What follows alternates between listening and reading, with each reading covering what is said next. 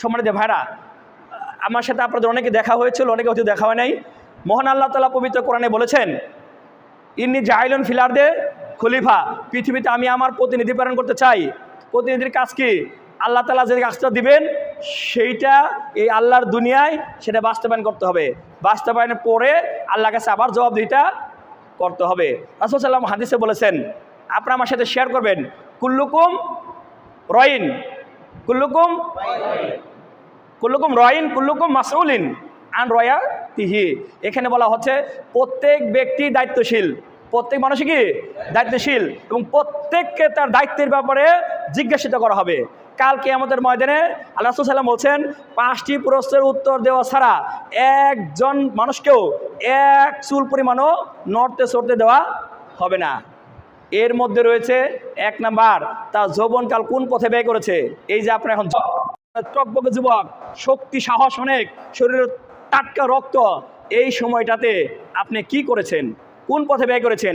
আল্লাহর দেওয়া আইন প্রতিষ্ঠার জন্য ব্যয় করেছেন, নাকি আপনি কোনো মানব রচিত কোনো আইন প্রতিষ্ঠার জন্য আপনি সেখানে ব্যয় করেছেন? সম্মানিত ভাইরা, এখানে কিন্তু আমাদেরকে আল্লাহ তাআলা জিজ্ঞেস করবেন আমাদেরকে, এই আমাদের জীবনের আমাদের হায়াত যে দিলেন কোন পথে আমরা অতিবাহিত করছি। আল্লাহ তাআলা পবিত্র কোরআনে বলেছেন, আনিল লাগবি মুরিদিন, মুমিনের বৈশিষ্ট্য হচ্ছে তারা অযথা বেহায়া কাজে তারা সময় ব্যয় করে না, তারা পরিকল্পনা করে সৎভাবে ন্যায়ভাবে প্রপার ইউটিলাইজ করে সময়ের সঠিক ব্যবহার করে, তারা অযথা সময় তারা নষ্ট করে না। তাহলে 1 নম্বর সময়ের ব্যয়, আমরা জীবনকাল কোন দিকে অতিবাহিত করছি, আমাদের আয় কোন পথে আয় করছি আমরা, এবং কোন পথে আমরা সেই সম্পদগুলো ব্যয় করতেছি সেই হিসাব কিন্তু আমাদের কাছে নেওয়া হবে। তাহলে আমরা কীভাবে আয় করি, আমরা যেন অবৈধ আয়ের কাছে না যাই, আমরা যেন বৈধ আয় থাকে, এবং সেটা যেন আমরা যেন আল্লাহর পথে ব্যয় করতে পারি। ব্যয় যেন আমাদের অপচয় না করি, ব্যয়গুলো যেন আমরা যেখানে সেখানে ব্যয় না করি, অন্যায় কোনো পথে যেন ব্যয় না হয়, সেখানে যেন ন্যায়সঙ্গত ইসলামের পথে ব্যয় হয়, সেটা চিন্তা করতে হবে। সম্মানিত ভাইরা, এরপরে আমি যাচ্ছি, মহান আল্লাহ তাআলা পবিত্র কোরআনে বলেন, ওমা খলাকতুল জিন্না ওয়াল ইনসা ইল্লা লিয়াবুদুন, আমি জিন এবং মানব জাতিকে একমাত্র আমার ইবাদত করার জন্যই পৃথিবীতে প্রেরণ করেছি। তার মানে আমাদেরকে আল্লাহ তাআলা ইবাদত ছাড়া আর কোনো কাজে পৃথিবীতে পাঠায় নাই। সুতরাং আমার চলাফেরা, আমার খাওয়া দাওয়া, আমার কথাবার্তা, আমার আচার আচরণ সব কিছু ইবাদত হবে। কখন? যদি আমরা ইসলামের বিধান মেনে চলি। যদি আমরা মসজিদে ঢোকার সময় ডান পা দিয়ে ঢুকি এবং দোয়া পড়ি তাহলে সওয়াব হবে। তো মসজিদ থেকে বের হওয়ার জন্য বাম পা দিয়ে বের হই এবং দোয়া পড়ি, সওয়াব হবে। এবং যদি আমরা ঘর থেকে বের হই ডান পা দিয়ে তাহলে আমার সওয়াব হবে। যদি আমি বিসমিল্লাহির রহমানির রহিম বলে আল্লাহর উপর তাওয়াক্কুল করে বের হই, আবার ঘরে প্রবেশ করার সময় যদি দোয়া পড়ি, ঘরে যারা থাকবেন তাদের সালাম দেই, তাহলে সওয়াব হবে।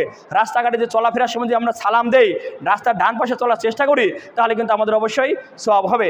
পানি পান করার সময় যদি আমরা ডান হাতে পান করি, বসে পান করি, দোয়া পরে পান করি, পানিতে ময়লা আছে দেখে পান করি, 3 বারে পান করি, আমরা দেখে দেখে যদি পান করি, তাহলে কিন্তু অবশ্যই আমাদের এখানেও সুন্নতি নিয়ম সওয়াব রয়েছে।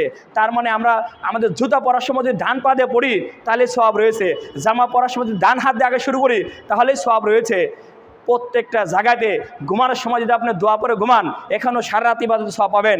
আপনি ঘুম থেকে উঠে যদি দোয়া পড়েন প্রথমেই, তাহলে আপনি আলহামদুলিল্লাহ বলেন, শুকর আদায় করেন, তাহলে ঘুম থেকে ওঠার মানেও আপনি সারা রাত্রি ইবাদতে আপনার কাটলো। তাহলে আমরা প্রত্যেকটা দিক বিভাগ যেটা আল্লাহ রাসূলের দেখানো সেটা অনুসরণ করলে আপনি ইবাদতে কাটবেন।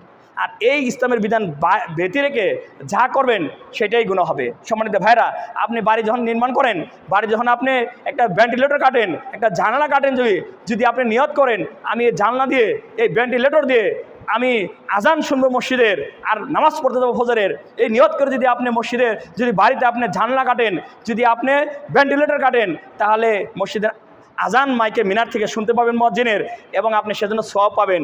তা থেকে আপনি অক্সিজেন পাবেন না, বাতাস পাবেন না, পাবেন। আর কোনো ব্যক্তি যদি মনে করে এই জানলাটা এখানে কাটি, এখানে একটা ভেন্টিলেটর দেই যেন আমি একটু অক্সিজেন পাই, একটু আলো বাতাস পাই, তাহলে কিন্তু তার ওই আলো বাতাস পাওয়া পর্যন্ত শেষ, তার কিন্তু আর সওয়াব হবে না।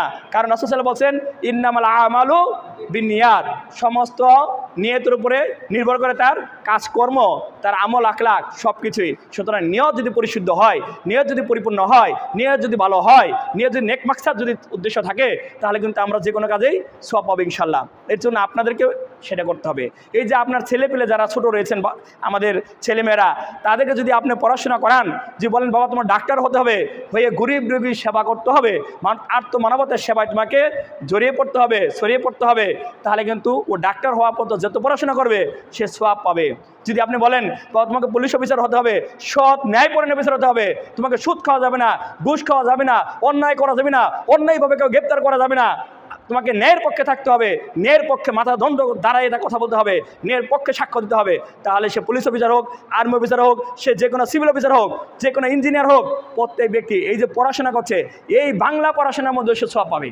কারণ নিয়ত তার সহি, বড় হয়ে ভালো পজিশনে বসে মানুষের উপকার করবে।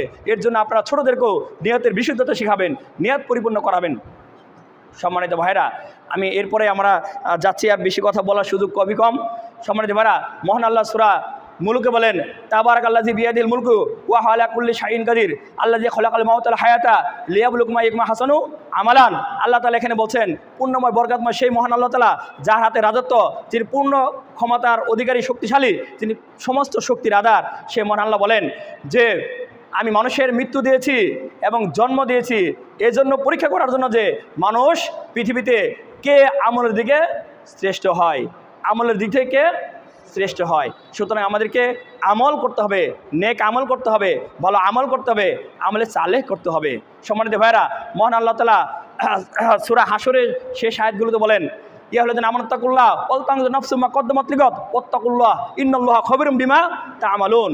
হে ইমানদারগণ, তোমরা আল্লাহ তাআলাকে ভয় করো এবং তোমরা চিন্তা করো আগামীকালের জন্য, অর্থাৎ কাল কিয়ামতের ময়দান, সেই ময়দানের জন্য, সেই কাল আদালতে আখেরাতে আল্লাহ তাআলাকে জবাবদিহিতা করার জন্য তুমি কি পাথে পাঠাচ্ছ, তুমি কি পাথে নিয়ে যাচ্ছ, কি পাথে তুমি সংগ্রহ করেছ। কেননা সেখানে সেই কিয়ামতের ময়দানে মাত্র আধা হাত থাকবে উপরে সূর্য, পায়ের নিচের মাটিগুলো সূর্য তাপে তামা হয়ে যাবে, সূর্য 12টা মুখ নিচের দিকে ঘুরে দেওয়া হবে। সেই অবস্থায় মানুষের মগজগুলো টকবক করে গলে পড়বে অনেকের। তাহলে সেই অবস্থায় আমরা কি পাথর নিয়ে দাঁড়াচ্ছি আল্লাহ তাআলার সামনে। সম্মানিত ভাইরা, যেদিন কোনো মানুষ, কোনো ভাই তার ভাইয়ের কাছে থাকবে না, কোনো বোন তার বোনকে চিনবে না, কোনো পিতা তার সন্তানকে চিনবে না, কোনো সন্তান তার বাবাকে চিনবে না, কোনো গর্ভধারিণী মা তার সন্তানকে পালাবে, সন্তান তার গর্ভধারিণী মাকে দেখে পালাবে। এই জন্য যে আমার মা বিপদে পড়েছে, আমার কাছে সওয়াব চাবে, সুতরাং আমি পালাই, আমাকে যেন দেখতে না পায়, আমার যেন সওয়াব তাকে দিতে না হয়। সেই এমন এক ভয়াবহ অবস্থা হবে সেই দিন, বিভীষিকাময় দিন, সেই ভয়াবহ আযাবের দিন, যেই দিনটাকে ভয় করে মানুষ বলবে হায় আল্লাহ, আজকে যদি কুনতুম তুরাবা, আজকে যদি মানুষ না হয়, যদি আমি যদি মাটি হয়ে যেতাম তাহলে আমার জন্য ভালো হতো, এমন আফসোস করবে মানুষগুলো। তো মহান আল্লাহ তাআলা যেন আমাদেরকে সেই দিন আফসোস করতে না হয়, সেই দিন যেন আমরা ওই সমস্ত হতভাগাদের কাতারে যেন না দাঁড়াই, সেই দিন নফসে মুতমাইন্না যারা, সেই দিন যারা জান্নাত প্রাপ্ত যারা হবেন, সেই দিন যেন আমরা তাদের সঙ্গে হতে পারি, তাদের সফর হতে পারি, তাদের সাথে থাকতে পারি, ডান হাতে যেন আমল না পাই। আল্লাহ তাআলা আমাদের সেই তৌফিক দান করুক। সর্বশেষ একটা আয়াত বলে শেষ করব, একটা সূরা, সংক্ষিপ্ত সূরা বলে শেষ করব। মহান আল্লাহ তাআলা বলেন, সবাই আপনারা জানেন, ওয়াল আসরে ইন্নাল ইনসানা লাফি খুসর ইল্লাল্লাযিনা আমানু ওয়া আমিলুস সলিহাতি ওয়া তাওয়াসাউ বিল হাক্কি ওয়া তাওয়াসাউ বিস সবরে। মহান আল্লাহ তাআলা এই সূরাতে বলেন, সময়ের কসম, সময়ের শপথ, সময়ের কসম, সমস্ত মানুষ ক্ষতিগ্রস্ত, সকল মানুষগুলো ক্ষতিগ্রস্ত, শুধু তারা ছাড়া, ইল্লাল্লাযিনা আমানু, তারা ছাড়া যারা আল্লাহর প্রতি ঈমান এনেছে, যারা রাসূলের প্রতি ঈমান এনেছে, যারা আমলে সালেহ করেছে, যারা নেক আমল করেছে, আমলে সালেহ, যারা দিন প্রতিষ্ঠার কাজ করেছে, সমাজ সংস্কারের কাজ করেছে, সমাজকর্মী হিসেবে কাজ করেছে, সমাজের ন্যায় সত্য প্রতিষ্ঠার কাজ করেছে, অন্যায়ের প্রতিবাদ যারা করেছে, যারা আমলে সালেহ করেছে, ভালো ভালো আমল করেছে, তারা। এরপর হচ্ছে যারা হক্কের পথে থেকেছে, হক্কের পথে সাক্ষ্য দিয়েছে, হক্কের পথে সত্যের পথে থেকেছে, সত্যের পথে লড়াই করেছে, সত্যের কথা বলেছেন তারা। আর হচ্ছে যারা পরস্পরকে উপদেশ দিয়েছে, ধৈর্য ধারণ করার জন্য উপদেশ দিয়েছে, বিপদে আপদে মুসিবতে সবসময় ধৈর্য ধারণ করে আল্লাহ তাআলার পক্ষে থাকার জন্য, আল্লাহ তাআলার নাজ নিয়ামত স্বীকার করার জন্য, আল্লাহ তাআলার পক্ষে থেকে আল্লাহ তাআলার দিয়া রাসূলের বিধান সেগুলো মোতাবেক সমাজে চলাফেরা করার জন্য, রাষ্ট্র, সংসার, সমাজ সকল কিছু পরিচালনা করার জন্য যারা ধৈর্য ধারণ করে পরস্পর ধৈর্য পরামর্শ দিয়ে সমাজে চলাফেরা করেছে তারা শুধুমাত্র সেদিন ক্ষতিগ্রস্ত হবে না, আর এছাড়া দুনিয়ার সমস্ত মানুষগুলো ক্ষতিগ্রস্ত হবে। তাই সম্মানিত ভাইরা, সর্বশেষ আয়াত করে শেষ করছি। মহান আল্লাহ তাআলা বলেন, ইয়া হল দিন আমানু হাল আদুল্লুকুম আলা তিজরাতিন তুনজিকুম মিন আযাবিন আলিম। আল্লাহ বলেন, ইয়া হল দিন আমানু, হে ইমানদারগণ, হাল আদুল্লুকুম, আমি কি তোমাদেরকে বলে দিব না, আলা তিজরাতিন তুনজিকুম মিন আযাবিন আলিম, সেই কাল কিয়ামতের ময়দানে ভয়াবহ আযাব থেকে তোমরা মুক্তি পাবে এমন একটা ব্যবসার কথা কি আমি বলে দিব, যে ব্যবসা করলে তোমরা পরকালে ভয়াবহ আযাব থেকে মুক্তি পাবে। তো ও মিনুনা বিল্লাহি ওয়া রাসূলিহি, তা হচ্ছে তোমরা এক আল্লাহ তাআলার প্রতি ঈমান আনবে এবং রাসূলের প্রতি দৃঢ় বিশ্বাস করবে, ঈমান আনবে। ওয়া তুজাহিদুনা ফি সাবিলিল্লাহ, এবং আল্লাহর পথে সংগ্রাম করবে, আল্লাহর দ্বীন প্রতিষ্ঠার জন্য সমাজে কাজ করে যাবে, দ্বীন প্রতিষ্ঠার কাজ করে যাবে, সংগ্রাম করে যাবে, আল্লাহর পথে লড়াই করে যাবে। বি আমওয়ালিকুম ওয়া আনফুসিকুম, তোমাদের সম্পদ দ্বারা, তোমাদের জীবন দ্বারা, তোমাদের অর্থ দ্বারা এবং জান দ্বারা কাজ করবে। যালিকুম খায়রুল লাকুম ইন কুনতুম তা'লামুন, এটাই তোমাদের কল্যাণকর যদি তোমরা বুঝতে পারো। শেষ জায়গাতে বলা হচ্ছে এর বিনিময়ে তোমাদেরকে আল্লাহ তাআলা তোমার সমস্ত গুনাহ মাফ করে দেবেন, তোমাদেরকে এমন জান্নাতে প্রবেশ করাবেন যার নিচ দিয়ে ঝর্ণা দ্বারা প্রবহমান, সেখানে তোমরা আজীবন থাকবে, আর তোমাদেরকে সেখান থেকে বের করা হবে না, তোমাদের মৃত্যুও হবে না। এই নাজ নেয়ামত শুধু বাড়তেই থাকবে, নাজ নেয়ামত পেতেই থাকবে। তো মহান আল্লাহ তাআলা আমাদেরকে এমন নাজ নিয়ামতের জান্নাত আমরা যেন লাভ করতে পারি সেই তৌফিক দান করুক। আমরা যারা ইহকালে পরস্পর জীবনের চরিত্রকে সংশোধন করে দাওয়াতি কাজের মাধ্যমে আমরা এই শ্রমিক কল্যাণ ফেডারেশনের প্রত্যেকটি পাড়া মহল্লায়, প্রতিটি অলিতে গলিতে, প্রত্যেকটি পরিবারে, প্রতিটি কারখানায়, প্রতিটি ফ্যাক্টরিতে, প্রতিটি গার্মেন্টসে, প্রতিটা শ্রমিকের মধ্যে যেন আমরা আমাদের শ্রমিক কল্যাণ ফেডারেশন দাওয়াত পৌঁছে দিতে পারি এবং প্রত্যেক শ্রমিকের অধিকার যেন আদায় করতে পারি।